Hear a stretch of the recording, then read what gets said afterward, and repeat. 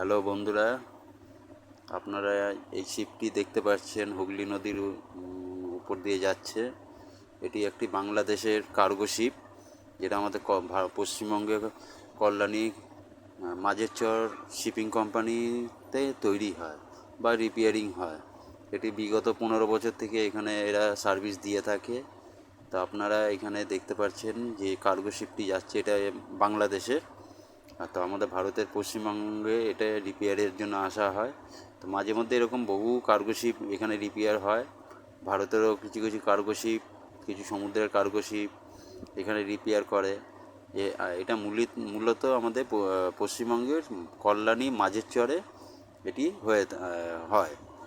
তো আপনারা যে একবার দেখে আসতে পারেন মাঝের চর কার্গো শিপিং কোম্পানিটি।